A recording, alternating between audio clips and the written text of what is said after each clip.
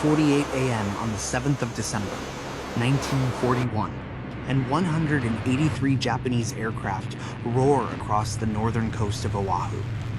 They are led by Commander Mitsuo Fuchida, a veteran pilot who has trained for this moment for months. Their mission is to cripple the United States Pacific Fleet, anchored at Pearl Harbor. The Japanese Empire has expanded across Asia, but American oil sanctions are strangling their war machine. If they fail to knock out the American battleships today, Japan's gamble for dominance in the Pacific will be over before it begins. Fuchida's voice crackles across the radio. The American sailors below are waking up, eating breakfast, preparing for a routine Sunday morning. On Ford Island, Seaman William Mann glances up at the sky. Aircraft are diving toward the harbor. He squints. Then he sees it. The red circle painted on the wings. Seconds later, the first bombs fall. Run! Everybody move! Fuchida's first wave splits into precision strike groups. Take cover! Nakajima B-5N torpedo bombers skim across the water at just 40 feet. Their torpedoes modify with wooden fins to work in Pearl Harbor's shallow 45-foot depth. They're heading straight for Battleship Row. On the USS Oklahoma, Ensign Bill Ingram spots the incoming aircraft. He grabs the general quarters alarm. But there's no time. Most anti-aircraft ammunition is locked away. The keys are with duty officers still ashore. A thunderous boom. The first torpedo rips into USS Oklahoma's port side. Seawater roars through massive, jagged holes as the battleship lurches and begins listing hard. In the darkness, water rushes in. The ship is rolling. Men scramble up ladders that are becoming horizontal. Some don't make it. High above, Aichi D-3A dive bombers scream down at near vertical angles toward the USS Arizona. At 8:06 a.m., a 1,760-pound heavy bomb drops from a dive bomber. It enters the ship's forward deck and blows up the forward magazine. A large amount of gunpowder ignites. The blast wave throws men into the water like ragdolls. Machinist's mate Robert Benton is blown clear off the neighboring USS Vestal, surfacing in burning oil. Fuchida circles overhead. Smoke columns rise from multiple battleships. The Oklahoma has capsized, her hull exposed like a wounded whale. But Fuchida sees something concerning. Where are the carriers? The harbor is full of battleships, but Lexington, Enterprise, and Saratoga are nowhere to be seen.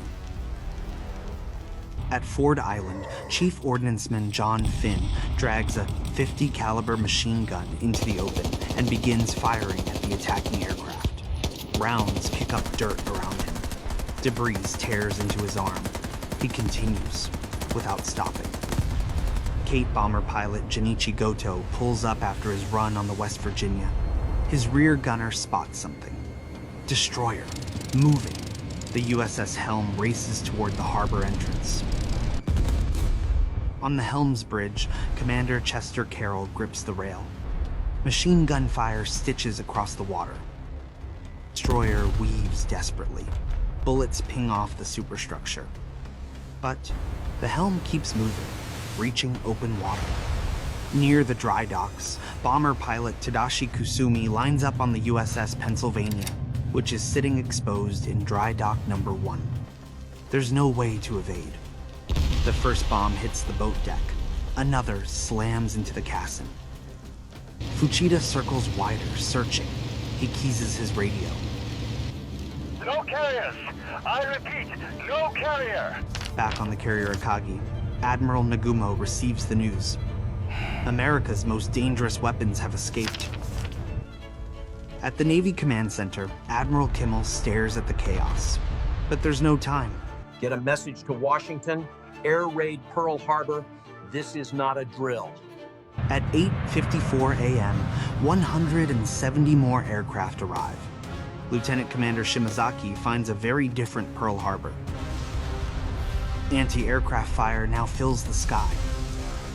On the USS Nevada, the only battleship underway, Ensign Joe Tausig directs fire. Shrapnel tears into his leg, nearly severing it. He ties a tourniquet and stays at his post. The Nevada's guns bark as she makes for the harbor entrance. Signal the Nevada. Beach her. The Nevada turns hard and deliberately runs aground at Hospital Point, her guns still firing.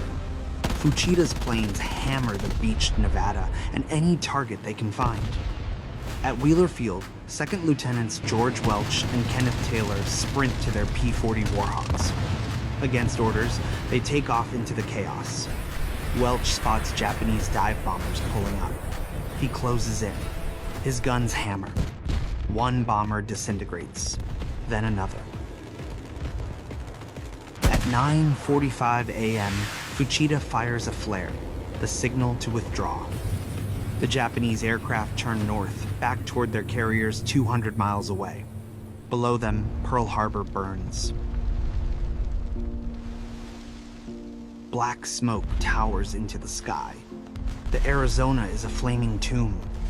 The Oklahoma floats upside down. On the oil-slicked water, hundreds of men swim through flames. Lieutenant Commander Samuel Fuqua wades through knee-deep water on the Arizona's quarterdeck. Men form human chains, passing injured sailors to rescue boats. At the Naval Hospital, personnel work in chaos. The wounded arrive continuously. People lie on the floor, on tables, and in every open spot. On Ford Island, sailors stare at the destruction. Seaman James Corey looks at the capsized Oklahoma. His best friend was aboard. The friend was located in the ship's quarters below. It was apparent he would not be recovered. The attack lasted just 90 minutes, but the devastation was catastrophic. 2,403 Americans lost their lives.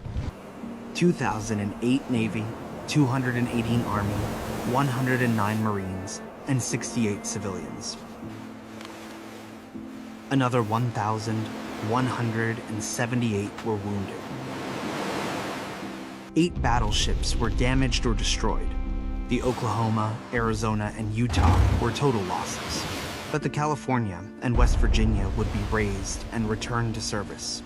The Nevada would be repaired and fight throughout the war. Japan's victory was tactical but a strategic disaster. The American aircraft carriers, their primary targets, were at sea and untouched.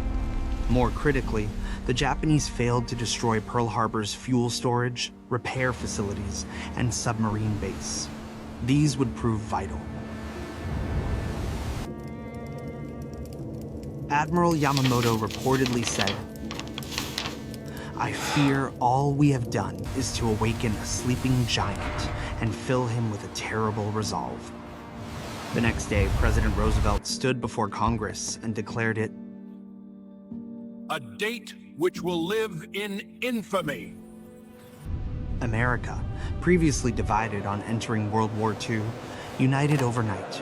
Recruitment offices overflowed. The industrial might of the United States turned toward war. Japan had gambled everything on one decisive blow. They failed. But that was just the beginning. 6 months later, American and Japanese carriers would meet in a battle that changed the Pacific War forever.